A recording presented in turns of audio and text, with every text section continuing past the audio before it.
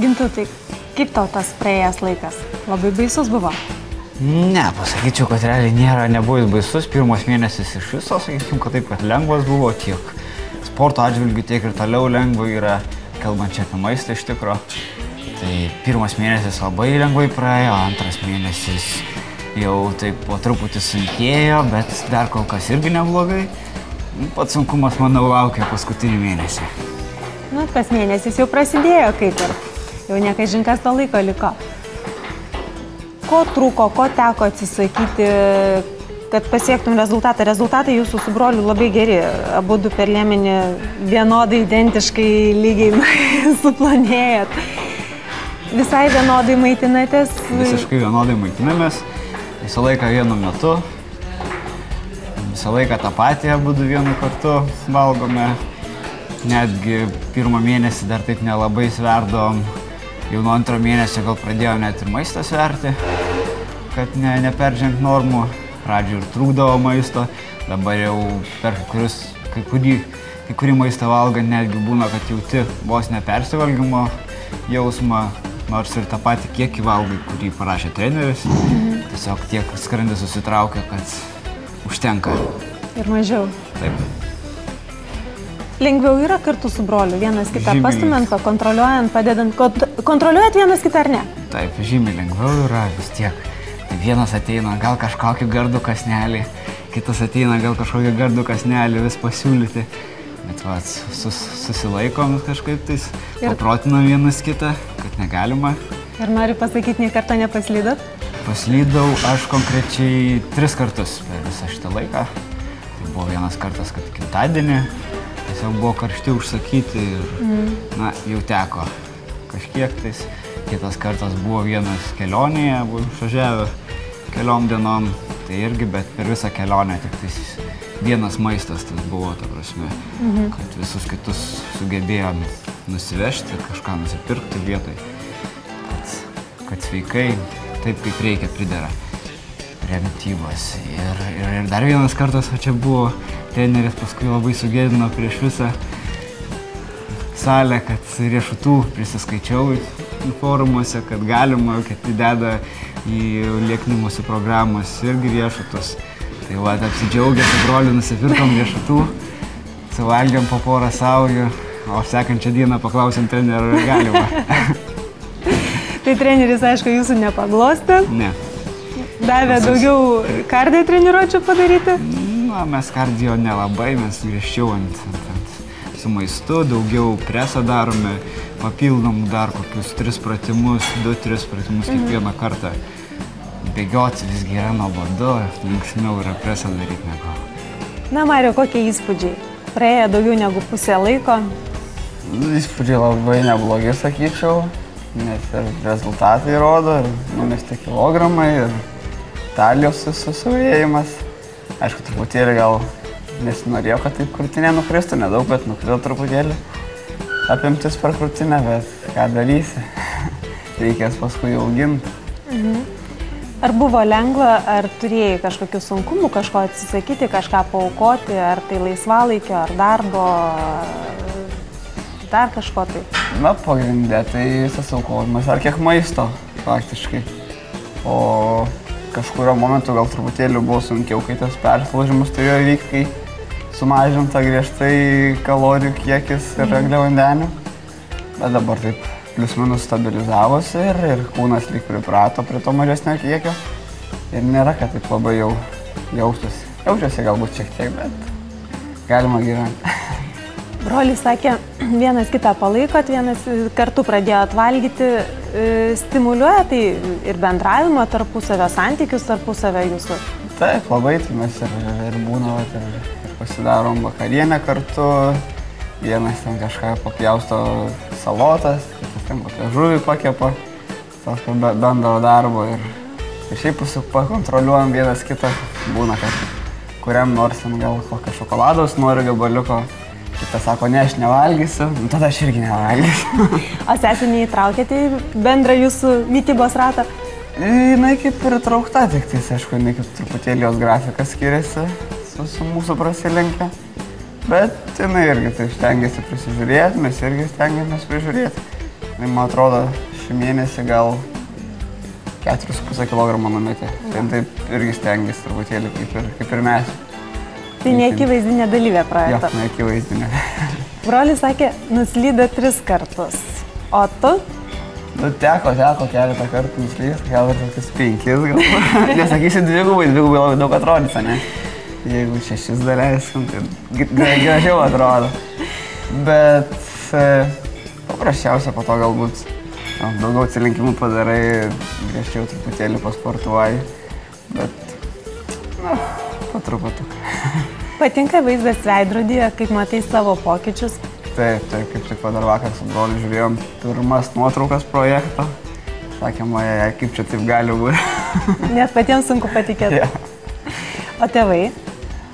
O tėvai šiaip, iš esmės kaip patenkinti, bet truputėlį, sako, kad jau labai jau, sako, iš esu kūdė, sako, to nieko nebeliks. Sako, liks viskas gerai, čia po to dar prisiauginsim tos masės, viskas čia tvarkoje bus. Na, Andriu, visų klausiu ir tavęs paklausiu. Kaip praėjęs laikas nuo projekto pradžios iki šiandienos? Kaip viskas atrodo žvelgiant atgal? Pasižiūrėsiu veidrodį, tikrai rezultatai neblogi. Nu, kaip ir pirmoji daly sakiau, kad mano greita kūno apykata, tai su svoriu biški prie augimo sunkiau, bet šiaip raumenys ryškėja žymiai.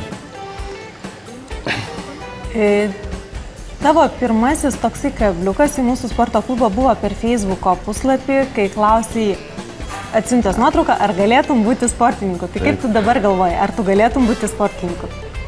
Nu, galėčiau. Į pradedančiųjų tą tarpą. Ne į profesionalų, bet į pradedančius, manyčiau, galėčiau lygiuotis. Patinka procesas, treniruočių procesas, intensyvios treniruotės, mityba tam tikra, be nukrypimų. Taip, visai nieko. Ir ta mityba, ir anksčiau man nepatikdavo labai kojos, treniruoti kojų. Dabar daug įvairesnių tų pratimų ir pradėjo patikti ir kojas daryti. O pozavimui vis tiek tenka mokytis pozuoti. Įdomu tai, ar eini todėl, kad reikia? Įdomu ir einu, kad reikia. Iš pradžių maniau, kad tik tai užlipsiant ten taip ir pasimaiva ir viskas, bet pamačiau, kad turi įtempti tą raumenį, reikia mokėti jį dar įtempti taisyklingai. Ir tai yra gana sunkus darbas. Gan sunkus darbas.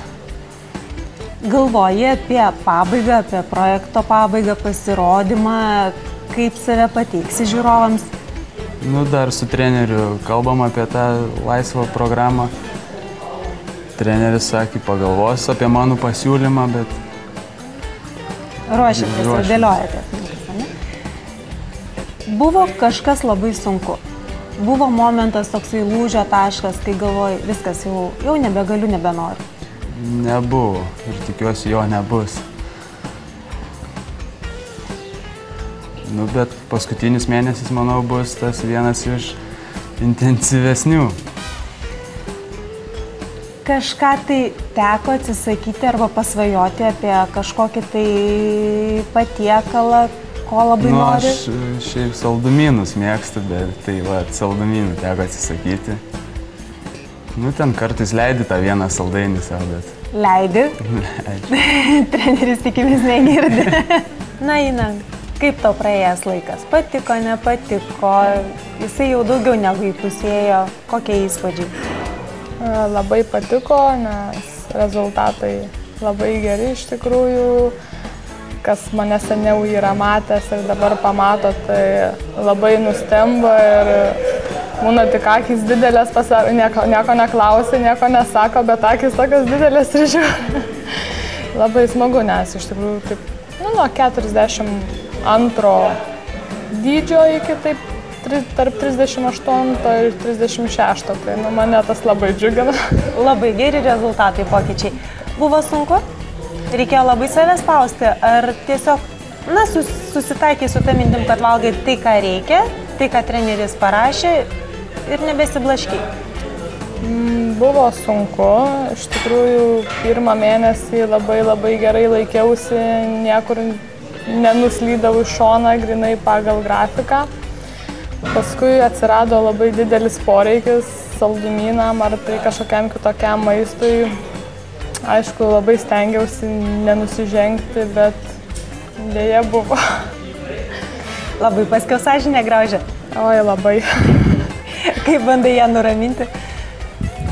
Bandau nuraminti, kad kitą dieną stengsiuos nenusižengti. O kaip tavo draugai sekasi? Šiandien mes Rolandą nematom. Kaip jam sekasi?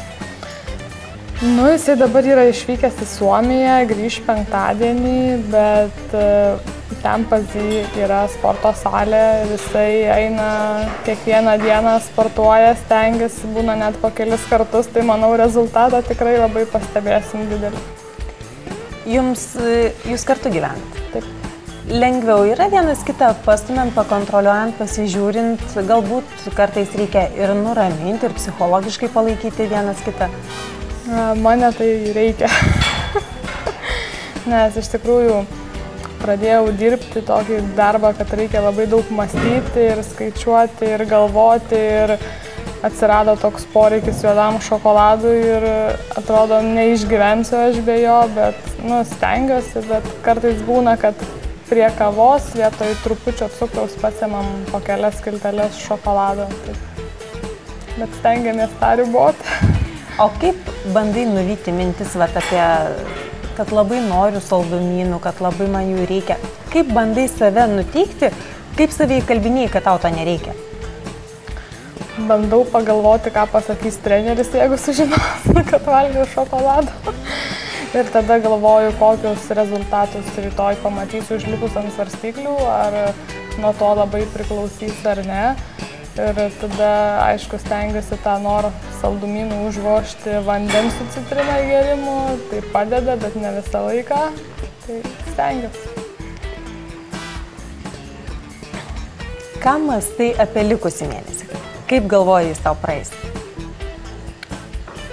Dabar mąstau labai pozityviai ir tikiuosi sudėti paskutinės pastangas, kad nenusižengti ir kad sportuoti smarkiau, nes dabar biškį atsirado laiko trūkumas, kada vietoj 4 treniruočių gaunasi 2 treniruotės ar tai 3 treniruotės į savaitę, kas mane labai liūdina.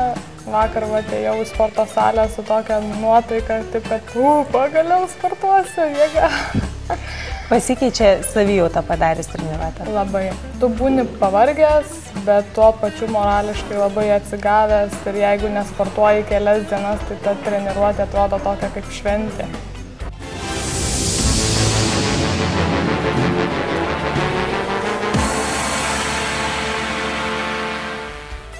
Šiandien laidoje tiek.